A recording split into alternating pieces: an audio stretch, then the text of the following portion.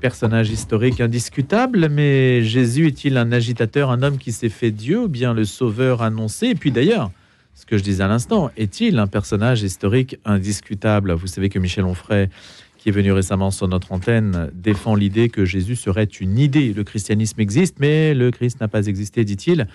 Et vous avez été nombreux à réagir à son propos, c'était la semaine dernière. Alors évidemment, le débat, j'allais dire, existe depuis 2000 ans sur une possible imposture du Christ, mais cela dit, attention, relativement récemment, puisque on a pu observer que pendant 17 ou 18 siècles, eh bien, on ne s'est pas tellement posé la question de l'historicité de Jésus. Donc il y a deux volets, un peu. L'historicité de Jésus, sa réalité historique, ça c'était Michel Onfray, et puis le père Jérémy Rigaud, qui est avec nous aujourd'hui et qui va parler du fait que Jésus est-il un imposteur ou est-il le vrai Messie? Et donc c'est aussi une réponse à Michel Onfray d'une certaine façon.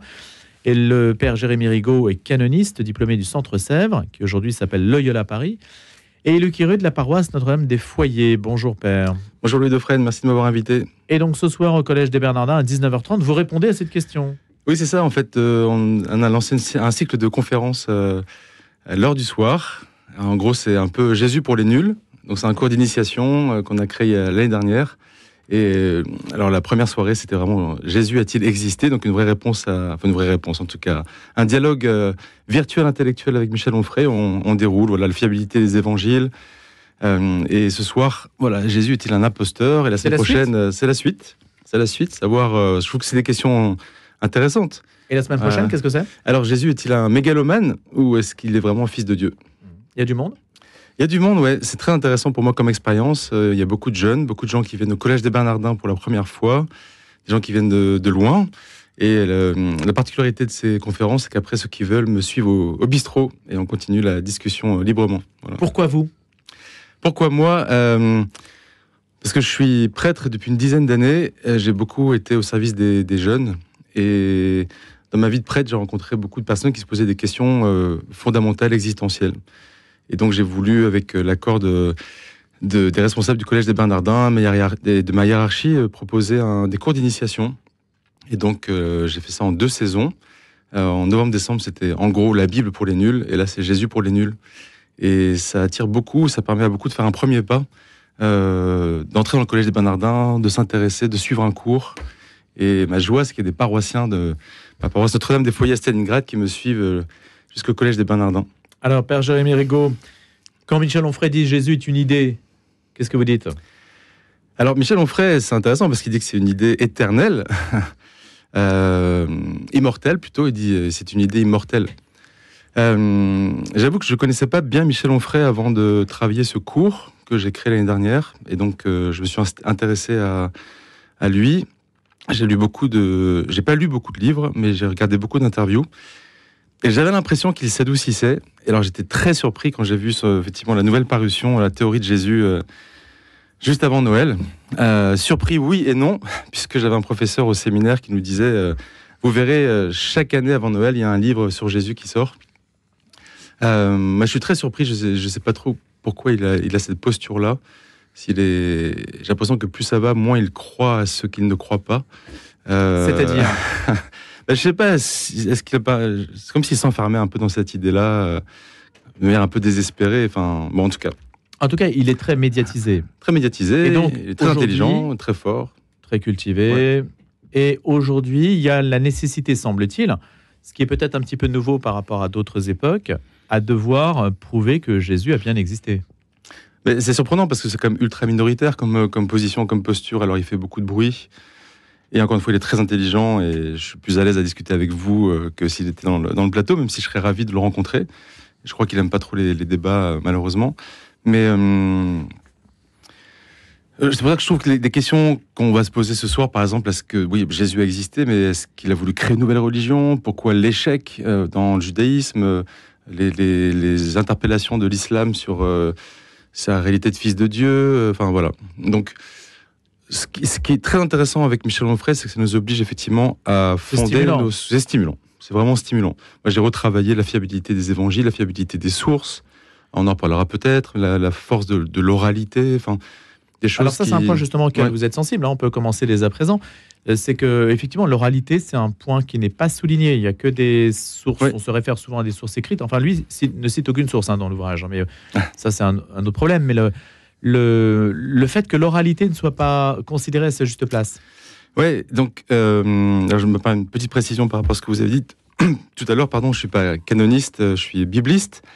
Et je me suis passionné vraiment à partir de l'évangile de Marc, le premier évangile écrit probablement, par cette question de l'oralité qui est très peu connue de nous tous, soit chrétiens de base, soit grand public. Il y a en fait un continuum vraiment entre Jésus, les apôtres et les écrits que nous avons. Et donc, il n'y a pas de, merci beaucoup, il n'y a pas de discontinuité. C'est intéressant. Dans mes étudiants, donc c'est vraiment le tout venant, et c'est magnifique d'avoir du tout venant, y compris des non-croyants, voire des athées un peu farouches dans mes cours d'initiation. J'entends des personnes qui disent « Mais vous vous rendez compte, les écrits, c'est 30 ans après. » Mais 30 ans, c'est rien. Moi, j'ai 42 ans. Il y a 30 ans, j'étais en 6e. J'ai des souvenirs extrêmement précis. Quand on va fêter au mois d'août les 80 ans de la libération de Paris, quand ma grand-mère me raconte la libération, c'était il y a 80 ans, mais c'est une jeune fille qui pétille, qui me raconte un des plus beaux jours de sa vie. Au séminaire, on avait un vieux prêtre dont les grands-parents avaient rencontré des personnes qui avaient vécu la Révolution française. Donc, vous voyez, là, on est sur 2 générations. Quand les écrits sortent, j'apporte un Nouveau Testament que j'essaie d'avoir toujours avec moi, les témoins sont vivants. Imaginez, vous êtes Lazare, vous êtes le gars que Jésus a ressuscité. Mais ce souvenir, et pour Marthe et Marie, la fratrie, 20, 30, 40 ans après, tout ça est très très fort, et ceux qui ont été témoins. Et donc c'est dommage que... Ça serait intéressant que Michel Onfray attaque ça, attaque l'oralité, attaque la tradition orale, attaque tout ce qui précède la mise par écrit, la cristallisation par écrit, parce que c'est très solide. Comment pouvons-nous justement faire état de cette oralité? Parce que par définition, l'oralité ne laisse pas de traces écrites, à moins que justement on considère que l'écrit qui vient par la suite est la traduction de cette oralité. Oui, c'est ça. Alors c'est intéressant, dans les tout premiers écrits chrétiens sont les écrits les lettres de Paul, et Paul écrit donc avant les évangélistes, et on voit qu'il y a des sortes d'hymnes, des petits poèmes théologiques, liturgiques, qui sont probablement des chants à la gloire du Christ, ou des petits résumés du credo. Jésus-Christ qui a vécu la passion, qui est mort, qui est ressuscité. Parfois c'est plus développé, comme l'hymne dans les Philippiens par exemple. Et quand Paul, dans les années 50, 60, reprend ces petites hymnes, on voit que ces hymnes le précèdent. Et le précèdent dans la liturgie et dans la communauté chrétienne. En fait, c'est intéressant de voir que dans ce que j'appelle ce continuum vivant entre le Christ réel, historique, et ce que nous en avons dans les écrits fiables des évangiles et autres nébuleuses d'écrits chrétiens, il y a la communauté. Et ça, c'est dommage, pareil, que Michel Onfray ne se penche pas davantage, je trouve, dans la communauté chrétienne, dans ceux qui donnent sa vie, puis pour le Christ, ceux qui le suivent, ceux qui se convertissent, ceux qui sont en rupture avec leur famille pour suivre Jésus. Ça, c'est vivant, on en a des traces. Qui sont donc un écho à une existence, à une réalité historique.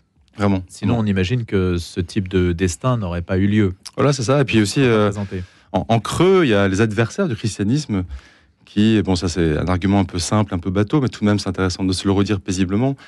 L'argument de l'inexistence de Jésus n'a pas été utilisé contre les chrétiens par les premiers détracteurs ou par les opposants. Donc ça aurait été pourtant quelque chose d'assez majeur pour dire que votre religion ne sert à rien. La preuve, Jésus n'a jamais existé. Les Juifs sont des témoins irrécusables. Oui, c'est ça.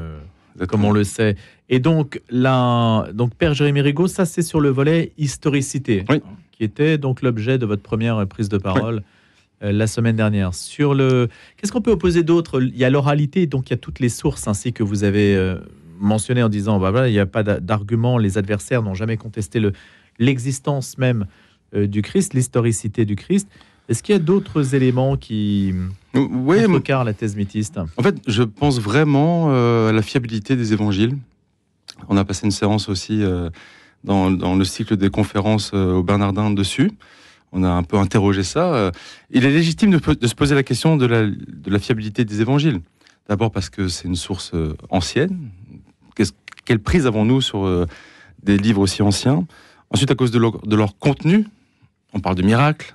Michel Onfray aime beaucoup attaquer cela, les miracles, la résurrection de Jésus.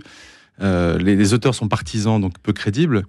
Et puis, bien sûr, il y a des dissonances, pas des contradictions, j'appelle plutôt ça des dissonances entre les 4 évangiles. Donc ça, on peut se dire, tiens, qui dit vrai? Donc on a attaqué un petit peu ça, on a travaillé un peu ça en groupe au Collège des Bernardins. Par exemple, sur la question des auteurs, c'est intéressant, hein, vous l'avez aussi évoqué, mais est-ce qu'on on perd notre crédibilité quand on est partisan? Par exemple, moi, si je parle de ma grand-mère dont j'ai déjà parlé et que j'aime profondément, est-ce que je suis le moins crédible du monde parce que je suis une des personnes qui l'aime le plus, par exemple? Au contraire, je pense. Voilà. Et donc, bien sûr que Matthieu, Marc, Luc, Jean sont crédibles parce qu'ils ont la foi. Et aussi parce qu'ils ont mené une enquête précise. Luc le dit bien au début de son prologue, au début de son évangile. Il mène une enquête et rencontre les personnes. L'argument, c'est de dire, comme vous étiez des partisans, vous n'êtes pas crédibles. Ça vous discrédite, ça vous disqualifie pour en parler. Moi, je trouve pas. Alors qu'en fait, ça donne la raison d'être du témoignage. Ça donne la raison d'être même de l'histoire. C'est ça. Sinon, il ne se serait rien passé, tout simplement. Ça, on peut avoir le raisonnement par l'absurde, sinon il ne se serait rien passé. Père Jérémy Rigaud, l'idée que Jésus soit le vrai Messie ou l'imposteur ou un imposteur, hier, je recevais des personnes qui se sont converties au judaïsme et qui sont passées du christianisme au judaïsme. D'accord. Et l'une d'elles disait que le regard aujourd'hui, alors dans le Talmud, il y a des paroles très très sévères à l'égard de Jésus-Christ, mais la question aujourd'hui, cette question-là est relativement apaisée dans les relations entre le christianisme et apparemment, hein, c'est pas une question, on ne s'envoie pas des noms particuliers à la figure. Donc est-ce que la question est encore pertinente? Est-ce que ça dépend du regard que l'on porte sur le personnage? Est-ce qu'on peut trancher cette question? Bonne question. J'avoue, il faut que je réfléchisse un peu. Imposteur ou vrai Messie? Par rapport à ça, tout de même, c'est intéressant de voir quand je rencontre des personnes dans ma vie de prêtre, de paroisse, de curé ou au Collège des Bernardins, il y a une question qui revient souvent, c'est est-ce que Jésus a voulu fonder une nouvelle religion? Comment ça se fait, même si tous les premiers, on va dire, followers étaient juifs, et la famille, Jésus lui-même est juif, comment ça se fait qu'il y a eu ce rejet, et qu'aujourd'hui, il y a encore des personnes qui ne pensent pas que Jésus soit le Messie d'Israël? Pourtant, c'est ce que nous croyons, chrétiens. Même si vous avez raison de dire que les relations sont apaisées, il y a une plus grande harmonie, respect mutuel, mais il y a un désaccord majeur sur qui est Jésus tout de même. Donc ça, je trouve que c'est toujours intéressant de l'approfondir. Je rencontre des personnes qui me disent que Jésus est un imposteur et qui n'est évidemment pas le Messie. Pourquoi imposteur? Pourquoi est-il un imposteur? Parce qu'il se prétend être le Messie, il se prétend être fils de Dieu. Et manifestement, certains ne le croient pas. Donc c'est juste une question de foi, c'est-à-dire qu'on une question de foi, vous avez raison. On ne peut pas dire si c'est l'un ou si c'est l'autre. Oui. Alors c'est intéressant de voir tout de même comment, alors Michel Onfray n'aime pas trop ça, mais comment Jésus accomplit les prophéties. Toutes les promesses faites dans la Bible, il y a une correspondance avec la vie du Christ. Ce qui fait dire à Michel Onfray que c'est bien une construction littéraire et exactement. Voilà. Mais pour moi, on fait du concordisme en fait. Qui est du concordisme, mais pour moi qui est vraiment qui nous aide à contempler le Christ comme le vrai Messie, celui qui accomplit les Écritures. Mais on ne peut convaincre personne sur cette question que vous posez. Tout à fait. Il y a toujours une partie dans mon cours où j'ouvre la porte et les gens après font leur travail personnel. Ouais. Quels sont les points que vous allez exposer pour aller dans... Comment faites-vous? C'est-à-dire, faut venir ce soir. Non, mais bien sûr, mais est-ce qu'il y a d'abord le mot imposteur et puis ensuite vrai Messie? Est-ce que vous détaillez les notions? Je vais réfléchir en prenant un autre biais sur la question du prophète. Comment Jésus peut-il être reconnu comme prophète? Parce que ça, c'est en troisième voie par rapport à cette opposition. Effectivement, parfois, on ne peut pas forcément la résoudre parce que c'est une question de foi. Mais si on comprend que Jésus est prophète, après, on peut aller un peu plus loin pour voir comment il accomplit les prophéties lui-même, et notamment avec la posture du serviteur souffrant. Ça qui est vraiment une manière propre de Jésus d'être Messie. Inattendu. Il tisse des fils. Le fils de David, le bon berger. Mais le serviteur souffrant, là, il y a quelque chose d'une sorte de nouveauté, d'une sorte de posture de Jésus qui choisit sa manière d'être Messie. Et ça nous saisit quand on réfléchit à ça. et ça peut convaincre, je crois. Il y a des éléments, Père Jérémy Rigaud, qui permettent de penser, même avec un œil tout à fait neutre et extérieur, que le Christ a voulu fonder une religion quand l'épisode de la transfiguration, par exemple, quand il dit à Pierre aussi, sur cette pierre, etc., quand il dit que l'Esprit Saint sera envoyé, c'est bien qu'il y a l'idée qu'il y a quelque chose derrière. Oui, c'est intéressant, vous avez tout à fait raison. Donc, En fait, on voit qu'il construit une organisation, qu'il choisit une manière de fonctionner, mais toujours en lien comme avec Israël. Le chiffre 12 apôtres, c'est pas neutre. Il y a quelque chose, effectivement, d'une nouveauté, ou d'un renouvellement, d'un accomplissement, mais je ne pense pas qu'il voulait être en rupture totale avec le judaïsme. Je pense qu'il y a quelque chose un peu de l'ordre d'un échec. et donc, il y a eu un inconnu dans l'histoire, un imprévu, Un imprévu, peut-être, oui. que le Christ lui-même n'avait pas prévu. Je sais pas. Ça, vous laissez la question ouverte. Oui, tout à fait. Tout à fait. Aujourd'hui, cette question, elle est essentielle. On a besoin de savoir si on a besoin d'un Messie, d'ailleurs. Bonne question. Est-ce qu'on a besoin d'un Messie? On a besoin d'être sauvé. Je pense surtout on a besoin d'avoir conscience que nous le sommes. Là, je parle vraiment comme chrétien convaincu, amoureux du Christ, heureux d'en parler. Quelle bonne nouvelle de savoir que nous avons un sauveur qui nous sauve dans toutes les dimensions de notre personne. Toute personne et toute la personne. Enfin, quelle bonne nouvelle. Bonne nouvelle pour vous, mais apparemment, c'est pas considéré comme tel aujourd'hui par tout le monde. Oui, c'est vrai. C'est pour moi l'enjeu de la vraie évangélisation, que chacun comprenne à quel point c'est une bonne nouvelle pour lui-même. Mais même, je vois dans les chrétiens que je peux accompagner, certains n'arrivent pas à y croire, ne se sentent pas dignes du salut. Donc ça, c'est un de mes travaux pastoraux comme curé, de faire prendre conscience à chacun qu'il est vraiment digne. Comment expliquez-vous, Père Rigaud, que aujourd'hui il y a une appétence très forte pour les spiritualités, oui, mais des spiritualités qui soient non culpabilisantes en fait, et le christianisme est perçu comme quelque chose de culpabilisant? Oui, il y a une grande soif intérieure. C'est intéressant ce que vous dites. J'ai l'impression que là, je vois beaucoup de jeunes qui se convertissent. On a beaucoup de catéchumènes, on a beaucoup de jeunes qui viennent de notre église pour vivre la foi catholique. Et je les vois pas du tout submergés par la culpabilité. Hein. Ça, c'est peut-être générationnel, ou en tout cas... Pour ceux qui viennent, pour ceux qui sont convaincus, j'entends. Oui.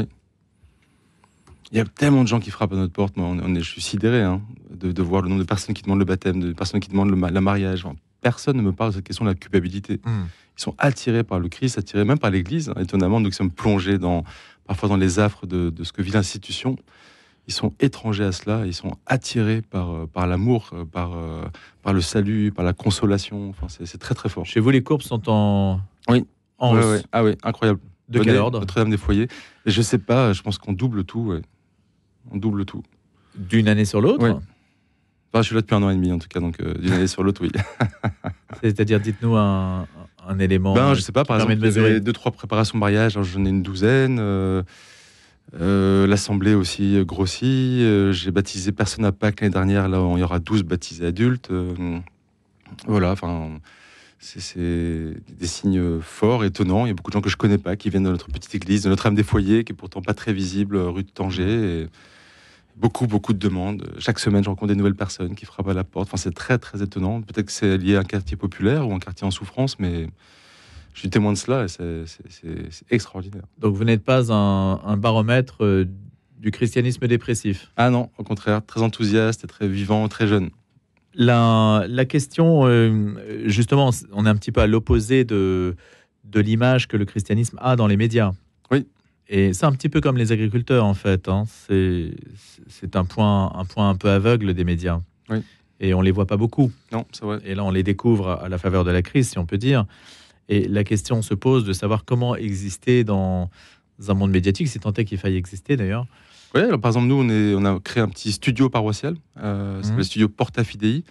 Ce sont une équipe de jeunes qui accompagnent cela, dans une salle paroissiale qu'on a transformée en studio grâce à des mécènes. Et donc, ils sont très actifs sur les réseaux sociaux des jeunes, donc TikTok, Instagram, et pour faire de l'évangélisation.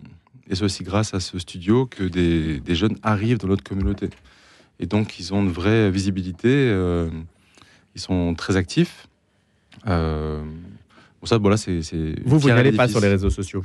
Ah si. J'ai posté ce matin sur ma story Instagram une photo de la banderole de Radio Notre-Dame, voilà.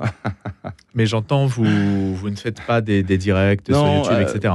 Alors, je participerai au studio Porta Fidei. J'ai fait quelques vidéos pour le diocèse de Paris, 2 minutes à la fois.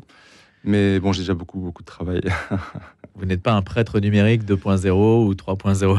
Non, aussi disons par... Certains s'en retirent. Hein. On a vu que oui, le Père c'est Mathieu. aussi compliqué. C'est pas toujours Ouais. compatible avec une vie de paroisse, Ah, tout à fait. semble-t-il. Tout à fait. C'est pour ça que c'est ce que j'aime beaucoup dans le studio que nous avons créé, c'est que c'est collégial. J'ai ma part, mais ce sont les jeunes qui s'en occupent et qui sont visibles à l'écran. Et donc, la dernière conférence, c'était Jésus a-t-il existé? La prochaine, Donc ce soir, c'est Jésus, imposteur au vrai Messie d'Israël, 19h30. Et la semaine prochaine, 7 février, Jésus, mégalomane ou véritable alors mégalomane, fils de Dieu. c'est là Est-ce qu'il faut m'expliquer aussi. il s'est pris pour le fils de Dieu ou est-ce qu'il l'est vraiment? Ça, l'Église a eu du mal à trancher sur le. C'est un point intéressant à discuter sur les premiers temps de l'histoire de l'Église, c'est sur justement le statut de Jésus. Ouais. Ah bah oui, c'est passionnant. Imaginez ceux qui ont vécu avec lui et qui peu à peu découvrent aussi sa divinité. Enfin, Comment c'est inclassable? Parce qu'il y a vrai pas- Dieu, vrai ça n'est homme. pas Non, c'est reproductible. unique, mais ça nous dit que c'est quelque chose de qui nous sommes comme chrétiens. C'est ça qui est extraordinaire. Hein. On est aussi, d'une certaine manière, par adoption, vrai homme et vraiment de Dieu, en tout cas, par le baptême. Et puis plus nous avançons dans la vie chrétienne, plus nous essayons de lui ressembler. Dieu s'est fait homme pour que l'homme devienne Dieu. Aujourd'hui, la réponse à apporter donc à Michel Onfray et puis à tous les autres qui se présentent sous cette qui parlent du christianisme. Je dirais que l'intérêt, alors c'est une réponse que je peux faire à certaines personnes qui m'ont posé la question, c'est que mieux vaut en parler. C'est toujours bien d'en parler. Oui, le puis c'est pire qu'il intéressant, advienne serait qu'on n'en parle plus. Oui, c'est intéressant. J'ai vu les premiers articles de réponse à Michel Onfray quand le livre est sorti. C'était pas d'abord dans Famille chrétienne ou La Croix, c'était Marianne, le Journal du Dimanche, Le Monde, avec des différents experts, comme Jean-Christian Petit-Fils, par exemple, qui fait des bonnes réponses à Michel Onfray. Il y a un livre qui sort dans 2 mois, de Mathieu Lavagna aussi. On en parlera d'ailleurs, justement, qui est une réponse point par point, aussi, très intéressant, à Michel Onfray. C'est bien, Michel Onfray a raison de nous faire réfléchir. Peut-être qu'il fait ça exprès, d'ailleurs, pour nous faire réfléchir. Après tout, c'est stimulant. C'est On est heureux d'en parler. Sauver la proposition d'autrui, comme dit saint Ignace. On est heureux d'en parler avec lui et d'en parler évidemment avec vous, Merci. Pierre-Jérémy Rigaud. Et on se retrouvera donc ce soir à 19h30 au Collège des Bernardins autour de cette question. Jésus, imposteur ou vrai Messie d'Israël? Merci. À bientôt, Père. Merci, bonne journée.